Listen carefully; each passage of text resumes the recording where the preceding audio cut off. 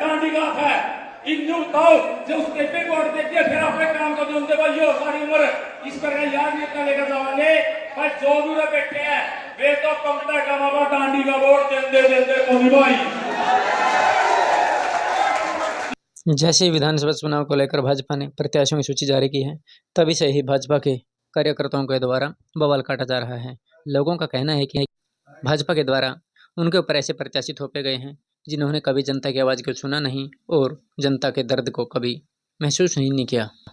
लोगों का तो यह भी कहना है कि यदि भाजपा ने ऐसे प्रत्याशियों को वापस नहीं लिया तो वे भाजपा को वोट नहीं करेंगे, अपना कोई साझा उम्मीदवार मैदान में उतारने को मजबूर होंगे। इसी विषय को लेकर लोग कभी छोटे तो कभी बड़ी बैठकों का आयोजन कर रहे हैं और ये हाल पूरे हरियाणा में देखा जा रहा है। देखिए लोगों ने क्या कुछ कहा। कोई भी सड़क देख लो किसी को कमीशन खोल इससे खुद के चले काम करने वाले के साथ में जो बंदे रहते हैं उनके साथ में कार्यकर्ता उन्हीं का काम। एक भी कार्यकर्ता मेरे को ये बता दो कोई पार्टी का मूल कार्यकर्ता जो कैसी था उसका काम क्या वो साथ में रखा, साथ में भी इसके खुद के 4-5 चले शेख पाथरी के मिला गए और आसपास कहीं कहीं इलाका अपने साथ में रखे, पूरा हल्का किराए को लूट लिया, हमारे हक को इन्हें खा लिया। और मैं ज्यादा नहीं बातें करता, आपको यही बात बोलूंगा, जिस भी व्यक्ति का नाम आए सोच समझ कर नाम रखना, ऐसा नहीं मेरे जैसे का नाम रख दिया मेरे साइकिल में बोल नहीं और मेरा नाम रख दिया भाई मैं अलग लड़ूंगा, ऐसा रखने का हमें सोच समझ कर निर्णय लेना है। जिसके बाद धनबल भी बाहुबल भी समाज में इज्जत भी 2 पैसे का जुगाड़ भी और बुद्ध पर लड़ने की शक्ति भी जिसमें है उसका चुनाव करना। इन बातों के साथ जय हिंद जय भारत। बिरादरी का कोई नाम नहीं रहता। मैंने सभी 36 बिरादरी में हर कास्ट में ये देखा है कि जो तय दिन से आम जनता लगती है उनका बेवकूफ बना के और बड़े जो अपने आप को लीडर कहते हैं वो बाद में सबका यूज करके चुपचाप निकल जाते हैं। इसलिए मैं ये कहना चाहता हूँ कि सभी भाई अगर इस काम को तय दिन से लेना वरना वैसे मजे लेना कोई फायदा नहीं है। पहले भी हम मिसयूज हो चुके हैं और आगे नहीं होना चाहते। पार्टी ने किया, मैं 25 साल पार्टी का सेवादार हूँ, 25 साल थोड़ा नहीं होता, 25 साल मैंने अपनी जिंदगी गुजार दी बीजेपी में। यहाँ आपके लिए चाय का इंतजाम है, जो दूर दूर से साथी आ रहे हैं, जितने भी गांव से आ रहे हैं, चाय पकौड़े का इंतजाम है। किसी ने भी बिना लिए नहीं जाना। साथियों कमेटी सबसे पहला जरूरी है, नहीं आएगा कोई फायदा नहीं होगा।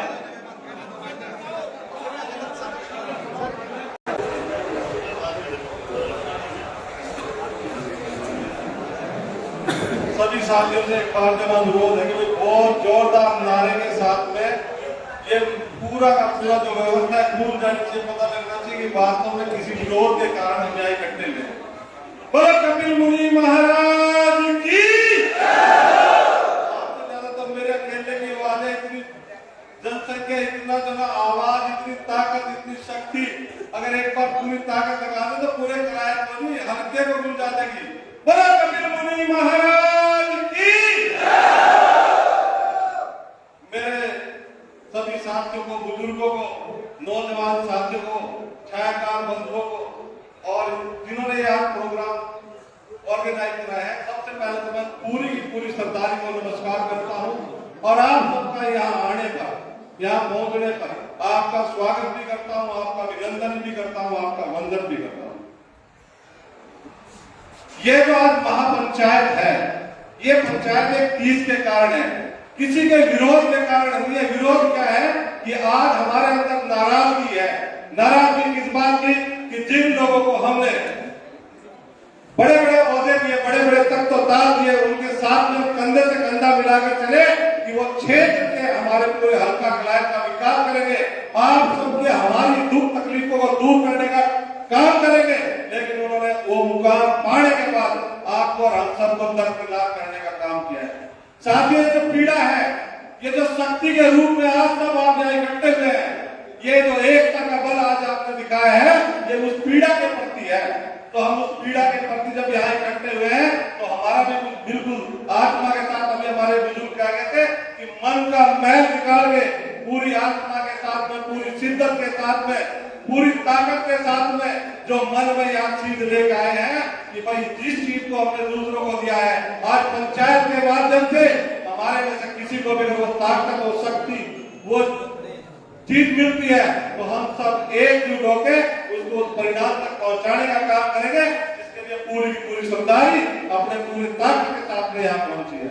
साथियों, बहुत सारे नाम है जो चुनाव लड़ने का काम भी करते थे, जो चुनाव लड़ना भी चाहते थे, जो आपकी आवाज को विधानसभा में चंडीगढ़ में पहुंचाने का काम करते, आपके दुख तकलीफों को दूर करने का, निवारण करने के लिए अपनी आत्मा से सारा समर्पण का भाव लेकर जरा चले हुए थे, लेकिन वो कोई भी जरा सक्सेस नहीं हुआ। कारण क्या है आप सबको पता है। ताकत क्या है, शक्ति क्या है। जब इन आदमी के हाथ में शक्ति पहुंच जाती है, ताकत आ जाती है, तो उन्हें या तो अपने आप को दिखाई देता है या अपना परिवार दिखाई देता है। इस परिवार से बाहर का कोई दिखाई नहीं देता। उन्हें यह नहीं दिखाई देता कि आपसे बढ़ के भी, आपसे समझदार भी, आपसे शक्तिवान भी, आपसे ज्यादा धैर्यवान भी, आपसे ज्यादा क्षेत्र के विकास करने के लिए लोगों के मन के अंदर कोई ना कोई भाव हो सकता है, वो दिखाई नहीं देता। मैंने उस दिन भी कहा था कि ऊंचाई में जाने के बाद सब छोटे छोटे दिखाई देते हैं। तो आज आप हम सब जरा छोटे छोटे दिखाई देते हैं, लेकिन मैं इस चीज के लिए आपका अभिनंदन करता हूँ, आपका धन्यवाद करता हूँ कि आपको महसूस हुआ कि आप सबको दरकिनार किया जा रहा है, आप सबकी बूझ नहीं है, आपकी किसी पीड़ा को कोई जरा समझ नहीं रहा है। उस सबके माध्यम से हम सब एक सूत्र में पिरोए गए हैं। मैं भी भारतीय जनता पार्टी का बहुत ही, मेरे भी संजीव दीक्षित जी बैठे थे जिन्होंने बताया था, तब से लेके आज तक उन्हीं के साथ में कार्य किया है। जिले के अंदर भी, प्रदेश के अंदर भी, हर जगह हमने जो भी दायित्व मिला हमने उसका निर्वहन करने का काम किया है, लेकिन पार्टी ने हमारी कोई आवाज नहीं सुनी। भाई किसके लिए क्या मांग रहे हैं, समाज की उन्नति के लिए काम करना चाहते हैं। सरकार उस चीज को ध्यान दे कि भाई आपने जिन लोगों को सुनिश्चित किया उन्होंने क्षेत्र के अंदर काम करने में सक्षम रहे हैं। तो इसलिए जो आवाज थी, हमारी आवाज को दबाया गया, लेकिन पीड़ा के भाव से इस पंचायत में जब बुलाया गया तो हम आए, अपने परिवार में आए। साथियों, वैसे तो जो भी डिसीजन होगा, क्योंकि अब पूरा का पूरा हल्का कलायत हमारे सामने बैठा है, वो सरदार यहाँ बैठी है जो एक नहीं है, एक हजार आदमियों की ताकत लेके बैठे हैं। जैसे सोनू जी हमारे बीच में थे, संदीप जी थे, बहुत सारे ऐसे साथी हैं जो वास्तव में ताकत के रूप में है। मेरे जितने भी आप भाई लोग बैठे हैं, श्यामलाल जी है, पुराने भारतीय जनता पार्टी के अच्छे कार्यकर्ता है, लेकिन जब किसी की सरकार के अंदर नहीं सुनवाई, क्योंकि इनकी जो नीति थी सारी बदल गई। 15 साल पहले एक नीति थी, एक नेतृत्व था कि भाई हम जरा उन लोगों के काम करेंगे जो अंत्योदय में बैठे हैं, जो गरीब है, निर्बल है, निस्सहाय है, उन लोगों के लिए काम करेंगे। लेकिन पार्टी की सारी विचारधारा ध्वस्त होगी। वो पता ही नहीं कहां से लगे कहानी, अभी आओ और अभी पाओ, नीति ही बदल गई। भाई उनकी विचारधारा ही चेंज हो गई। जिस विचारधारा से हम काम करते थे वो सारी समाप्त हो गई। साथियों, डिक्टेटर मैंने अभी भी बताया, बहुत सारे हमारे बीच में शक्ति के रूप में एक है, विनोद निर्मल जी बैठे हैं, भैंस सुमन राणा जी बैठी है, अकेली मात्र शक्ति हमारे बीच में, ये भी विडंबना है। राजनीति सब करते हैं, लेकिन अकेली सुमन राणा जी हमारे बीच में बैठी है। तो मैं सबसे पहले और 2-4 ताली एक बार और बुझाए, हमारी भाई ने हिम्मत करी है। साथियों, सब जेनेटिक टापी के रूप में ये सब आपके लिए काम करना चाहते हैं, ये सब आपकी आवाज को विधानसभा के अंदर पहुंचाना चाहते हैं। जो काम नहीं हुए, जो वंचित है, जो शोषित है, उन सब की आवाज बनना चाहते हैं। लेकिन दिक्कत क्या है कि हम सब के सब किसी कोई हमारी सुनवाई नहीं करने वाला। अगर कोई सुनवाई करने वाला है तो वो जनता जनार्दन है, जो अपने वोट की ताकत से चुन के हमें विधानसभा तक भेजती है। तो मैं तो एक बात कहूंगा, भाई ये तो आप लोगों को पूरी क्योंकि हमारा हल्का क्लाइंट है, करता है, उसको डिसीजन लेना है। लेकिन एक चीज अभी जब थोड़ी सी कमी है, उस कमी के लिए मैं आप सबसे गुजारिश करूंगा, भाई वैसे तो जो हमारी टीम है यहाँ बैठे हैं सभी के सभी बुद्धिजीवी, कभी 3 पार्टी से टिकट नहीं हुए। एक आम आदमी पार्टी, हालांकि अनुराग नाडा जी भी कहते कि टिकट की कोई घोषणा नहीं है, औपचारिकता नहीं हुई कोई। एक जगह कांग्रेस पार्टी जो बड़ी पार्टी है, उसमें भी कुछ लोग हमारे परिवार से, हमारे समाज से 36-42 लगे हुए, न जाने किसको क्या मौका मिल जाए। और एक है जनता पार्टी। तो कोई भी डिसीजन लेने से पहले मैं तो ये जरूर कहूंगा कि उस चीज के ऊपर एक बार फोकस करें, उस चीज के ऊपर एक बार विचार करें, और विचार करने के बाद जो भी डिसीजन लेंगे तो भाई हम, मैं और जो हमारा राज्यों से, आसपास के गांव से जो भी मेरे साथी प्यारे मित्र आए हैं, हमें आपकी बात से मानते हुए जो भी आपका डिसीजन होगा उससे हम बिल्कुल भी बाहर में पूरे तन, मन और धन के साथ में जो भी आएगा उसके साथ बस सिर्फ एक छोटी सी रिक्वेस्ट है, हमारे दरबार में इनका भी बिल्कुल स्वागत है, हमारे पास बोलते हैं भाई तो आप सबसे बस यही रिक्वेस्ट थी, मेरे मन में जो भी थी मैंने बता दिया। भाई निर्णय तो जो जनता जनार्दन को लेना, शक्ति के रूप में आप आए हैं, एकता के सूत्र में आप आए हैं, और आप सब हमारे बड़े बुजुर्ग जो भी इनिशिएटिव लेंगे, जो भी आप निर्णय लेंगे, उस समय हम आपके साथ में हैं। नमस्कार, जय हिंद, जय भारत। सबसे पहले 36 बिरादरी से जो भी भाई हमारे बड़े बुजुर्ग बच्चे हैं, सबको राम राम। मैं तो एक बात कहना चाहता हूं, अगर दर्द देना पाप है, दर्द देना पाप है, तो दर्द सहना भी पाप है।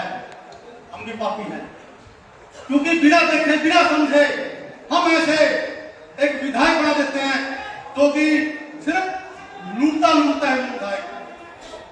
जैसे भाई ने कहा था पिछली बार तुमने डाटा को बनाया, अरे काम करके खाए तो कोई बात नहीं, कलायत राजौन इनकी नगर पालिकाएं और जितने भी गांव थे सरपंचों का तो सारा अधिकार छीन लिया, तो एक गली बना सकता। तो क्या फायदा है साहब? आपके अंदर वो ताकत है कि आप 36 बिरादरी एक नेता को अच्छी तरह आप देख सकते हैं, ये नेता काम कर सकता है, पर क्या हुआ भी हो उसको बनाओ। एक बार गलती करे, 5 साल के बाद माफी मिलती है इसको। आपका गलती मत करना, एक अच्छा कैंडिडेट चुनना। और एक संदीप जी ने बताया था, हम भी यही इंतजार कर रहे हैं कि 3 पार्टियों के टिकट बाकी रह रहे हैं, उनका हम इंतजार कर रहे हैं। तब तक फैसला आ जाएगा, और इसके बाद में हम बिल्कुल तन मन धन से जो भी कैंडिडेट आएगा हम उसको जिताएंगे।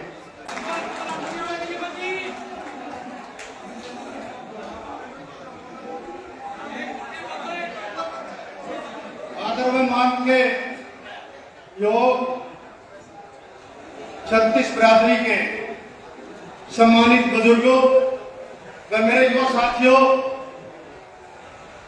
आज बहुत खुशी का दिन है कि एक पंचायत पहले छोटी 5-7 गांव की हमने परसों की थी, उसमें भी बड़ा जोश था हमारे लोगों में।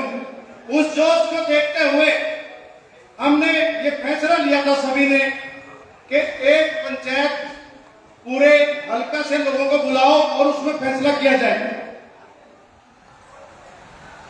आज कोई जाति का या किसी और मुद्दा नहीं है, ये भाईचारे का मुद्दा है। वे काम सारे लोग